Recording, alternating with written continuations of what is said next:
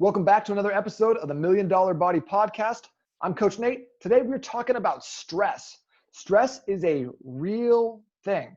And despite what some people like me consider to be a mind over matter, a matter of mind over matter, stress can have physical repercussions, not only for your mental state, your sleep, your recovery, your ability to interact with like your friends, family, and partners, but also it can have a ton of different manifestations in the body, right?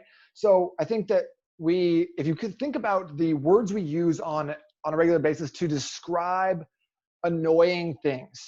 Oh man, traffic today was a pain in the neck.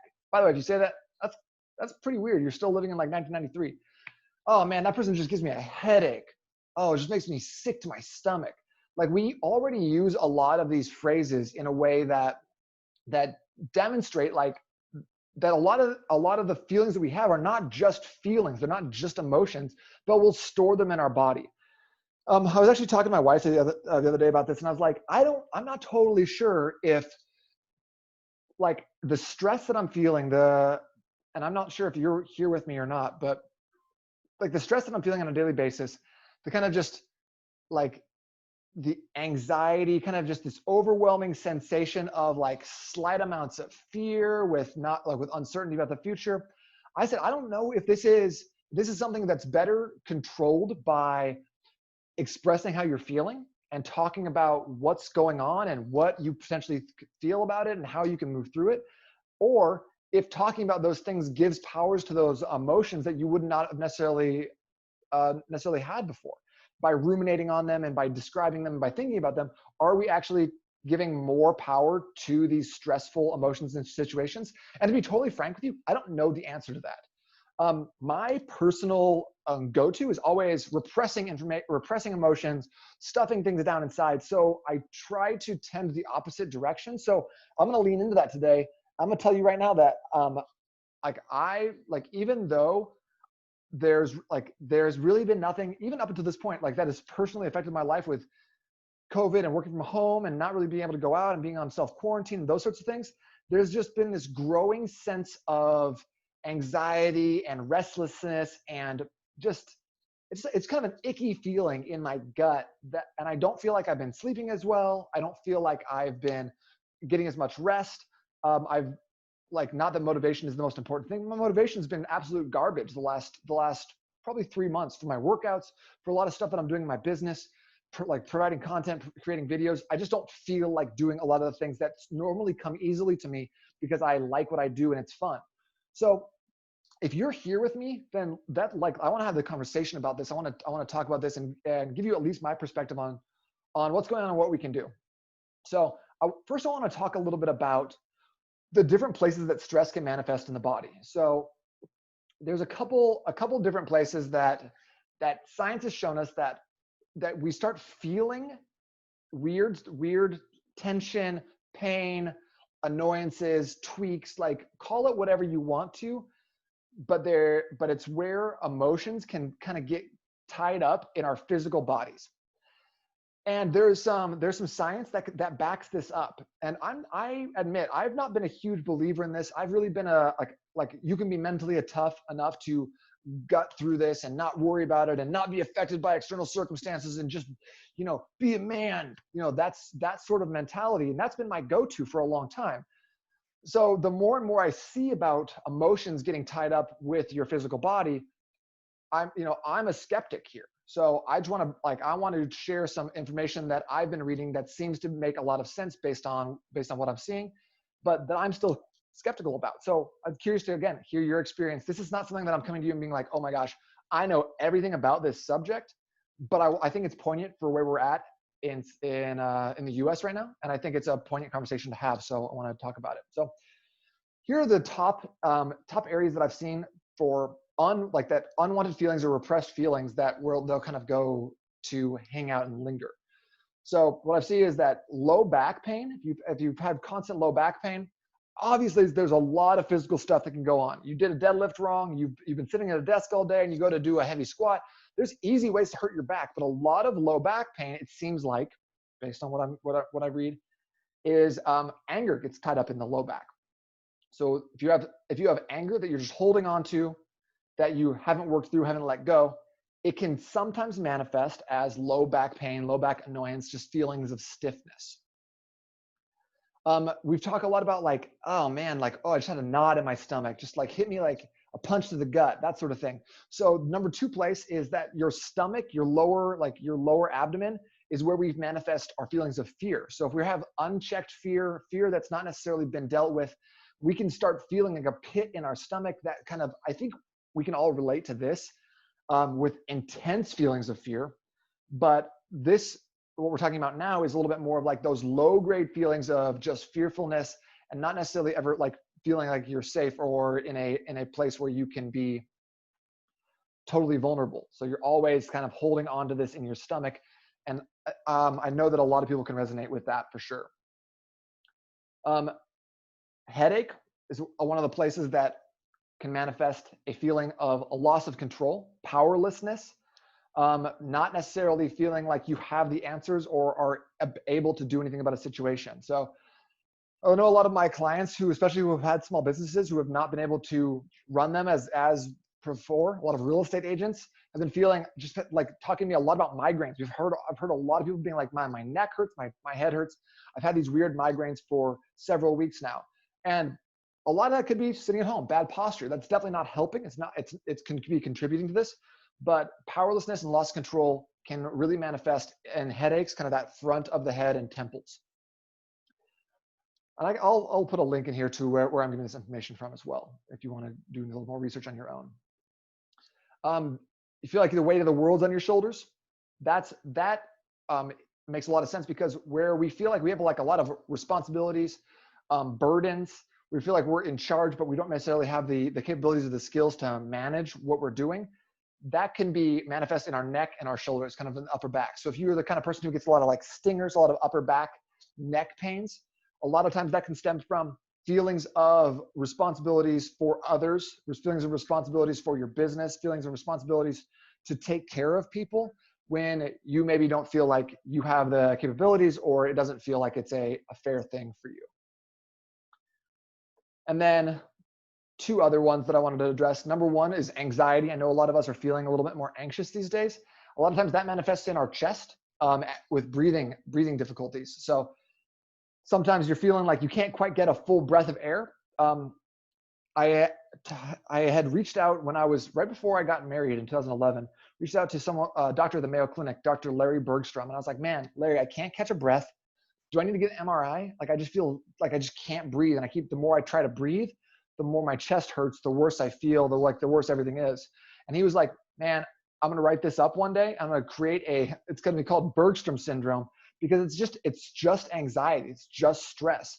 And it's not only that, but it's just unexplained stress, and stress that you can't necessarily control or that you don't even know exists. And it's causing you to feeling almost like that panic attack, like can't catch your breath, gasping for air, that sort of thing. What's crazy though to me is that I had been dealing with this for like 2 weeks, trying to get a breath, trying to get a yawn, trying to get that deep satiating feeling of catching my breath, getting a full breath of air. And I hadn't been able to do it, which is really stressing me out, as you might imagine. But after I read this email back that he had taken the time out to write me, I instantly could breathe normally again. Just by acknowledging it, just by understanding that this was going on, it made a complete difference, 180-degree turnaround in how I felt and how I was able to breathe. The last one, maybe this is something that you've dealt with in the past or have felt before, but numbness, like in the appendages, in the arms, legs, chest, or back, can be related to different types of trauma based on the research that I've been doing. So we talked about anxiety, we talked about trauma, we talked about burdens and responsibilities, we talked about fear, and we talked about anger. So those are some of the kind of complicated emotions that I think a lot of us are feeling at the time, or at the time of I'm recording this podcast.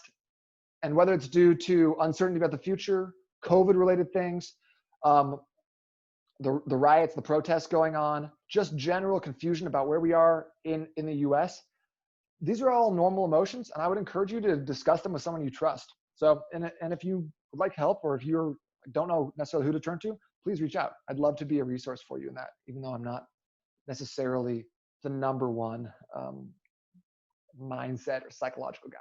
So happy to help there. The other thing I wanted to really dive into during this podcast is, and a little bit more within my wheelhouse, is how can we get out of these stressful situations, or how can we mitigate some of this stress? So I think that there's three major ways that we can do this, because stress is always around us, right? We're always stressed, and stress isn't necessarily bad. Going for a long run, that can be a stressor to your body, but it's like an acute stressor. You go for the run, you come back down, you're done, stress is over. And it allows your body to become more resilient, more capable of bearing stress, because you're artificially putting stress on yourself. So things like athletic activities can be a very, very good outlet for your stress, because it allows you to take that to the peak, and then it allows that release. Not only that, but anyone who's gone on a long run or done a hard workout knows what the endorphin rush is like after finishing a workout like that. They know you're going to feel a lot better. Your brain and your hormones and your chemicals in your body are going to help you feel really good. Provide you a hit of dopamine, provide you a hit of norepinephrine, which is like all the feel-good chemicals for your brain. So those endorphins that help you feel better.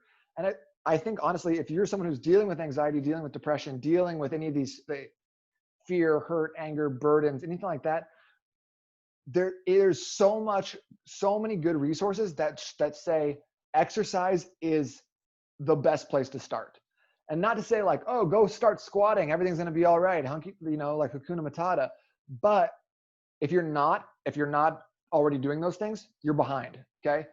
Exercise, fitness is a force multiplier, whether it's helping you make more money in your business because you have more energy, or it's getting ahead of some of the mental issues that you're dealing with because life is turbulent and the only constant is change.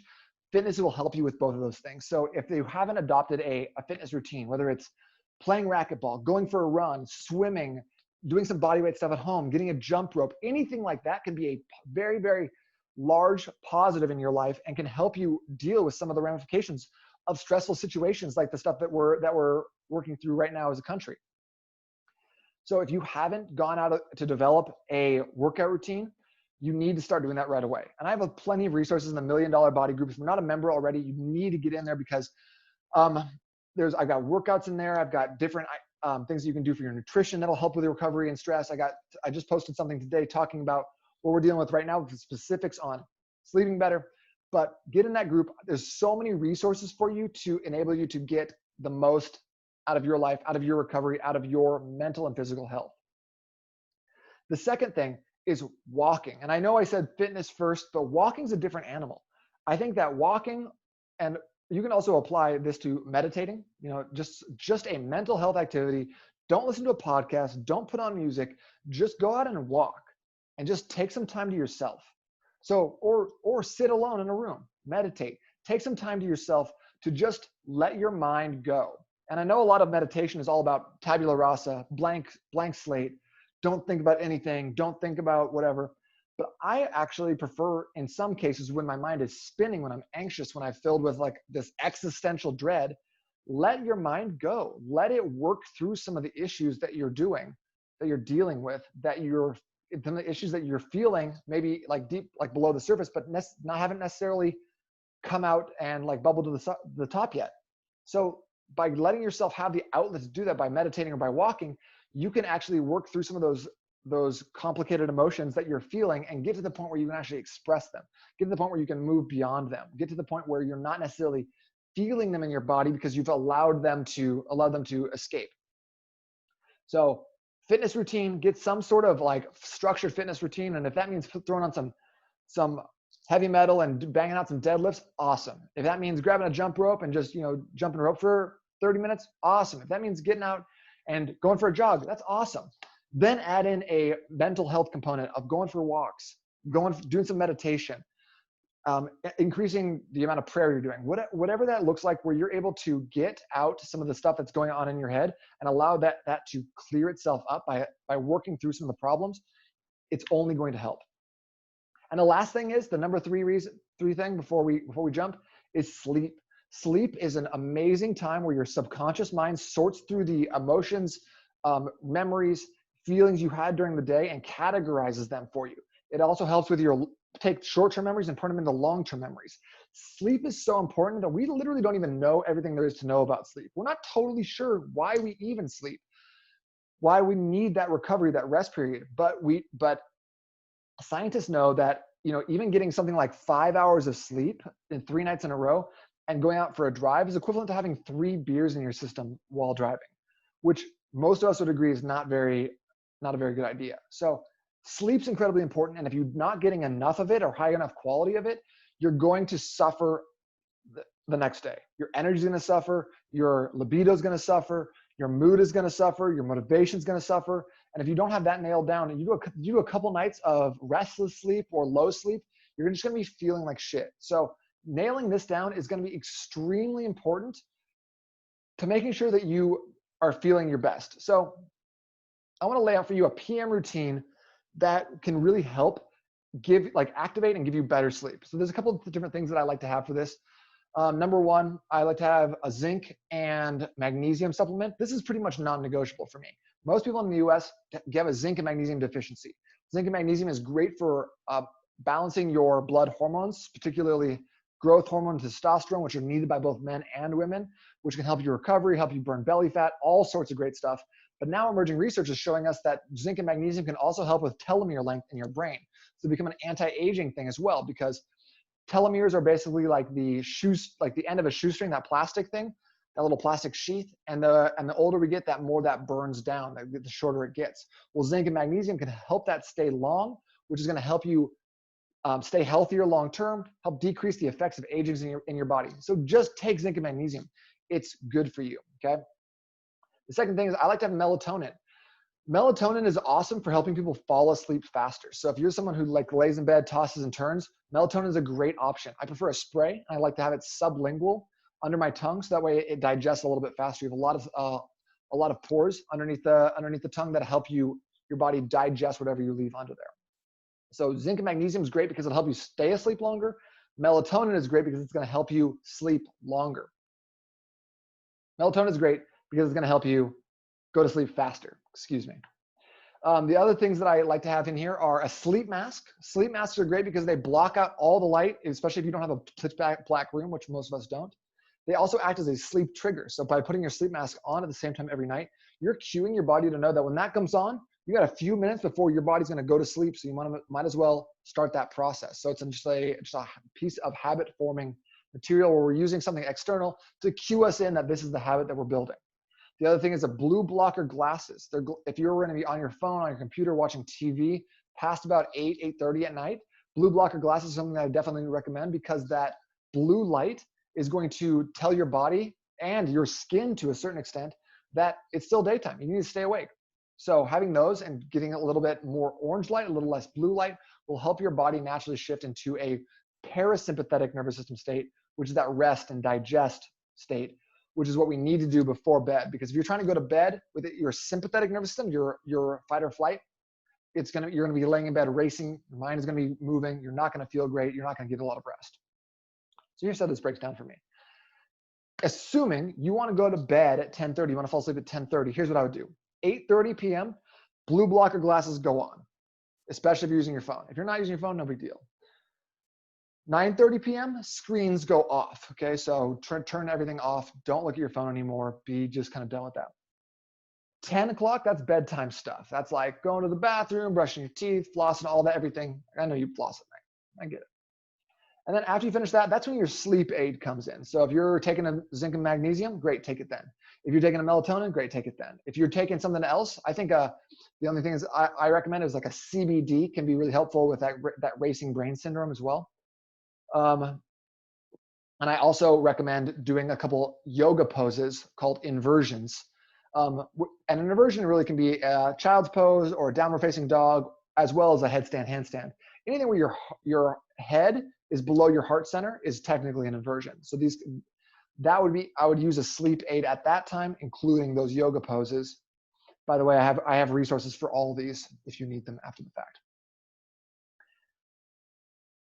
So by 10:10, that's when you take your sleep aid, and then hop in bed, put your sleep mask on top of your head, and read a book. I would recommend not reading like a Tom Clancy book or anything that's really, really active or action-packed, where it's like a page turner. Read something a little bit more boring. Read a self-help book. Read a book about marketing. Read a book that's something that you're interested in, but not necessarily going to keep you awake. And by the time your eyes start feeling heavy, you start to get that sleep pressure building up, you're going to be able to just pull that sleep mask down, turn the light off, and go to bed. So hopefully that is a flow that can work for you. Obviously, this is not gospel. You can take pieces from it, add the sleep mask in, ditch the CBD oil.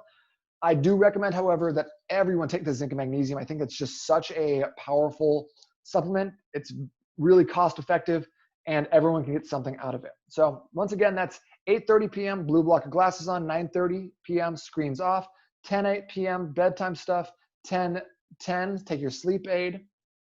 So whatever that's zinc, magnesium, melatonin, CBD, or yoga poses. By 10:20-ish, that's when you're reading, put your sleep mask on as a sleep trigger, and then you should be out. This has been tried and proven by myself and by a lot of my clients, and people find that this works. So let me know how it goes. Try it out. Take what you want from it, leave the rest, and let's see how you feel. Okay, guys, and then my last tip, my bonus tip here is something that I think is really, really important is remember, this is not all about us. This is not about me. This is not about you, right? There are people who are suffering, who have been suffering like since they lost their jobs at the start of the quarantine.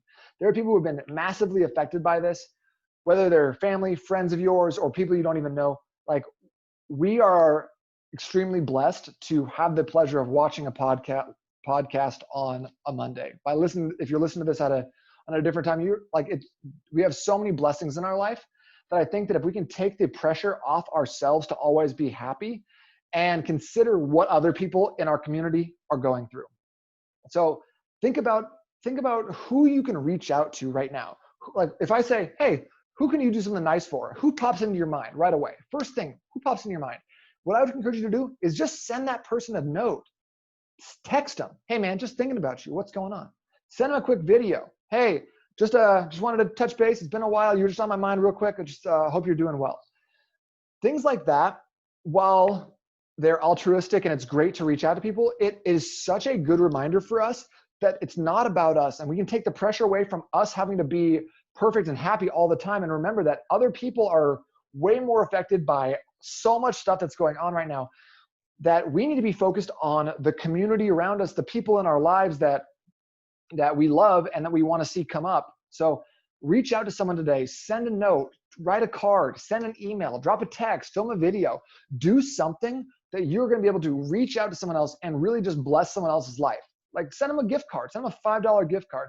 You know what it would mean to get a $5 gift card and a handwritten note in the mail? No one does that. How much is that going to cost you? $5.40 for the stamp? To make someone's day, to be like, man, I can't believe they were thinking about me. That's so cool. $5 and $5 and 2 minutes, and you can totally change someone's morning. Seems like a no-brainer. And even on a lower level than that, when's the last time you got a text from someone who's just like, hey man, it's been a while. Hope you're doing well. That didn't want anything in return. It feels really good, right? And it doesn't cost us anything. So take some time, brainstorm maybe a list of 3, 5, 10 people that you would like to bless in some way, reach out to, rekindle a relationship with, just see how they're doing, just check in on. Something like that where you can actually be the change, right? Rather than always being reactive. So I hope this has been helpful. I know that for me, these are all like, I'm talking about these things, but I'm also talking to myself. These are not things that I'm doing 100% of the time as best as I could. So hopefully that you can jump in with me, work on ourselves, work on increasing our fitness to decrease our stress over time, work on taking more walks, doing more meditation to help our mental health, work on our sleep habits and our sleep hygiene to be able to get more rest, feel better on a daily basis, and then work on reaching out to other people, bringing other people into the fold, helping them out, just being a good community member is going to change how we view and interact with each other, especially in weird times that we're in right now. So I hope this has been helpful for you. Make sure you're part of the $1 Million Body group on Facebook. That's n8trainingsystems.com/group. We'll get you there. And then if you want any more information on the resources that we discussed in here, check the show notes or check the $1 Million Body group on Facebook, and I'll have all those laid out for you sequentially with links and everything else that make your life a lot easier. Hope you guys are doing well. Reach out to someone today. Let them know that you're thinking about them. Let them know you care, because I care about you guys, and I hope you're doing awesome.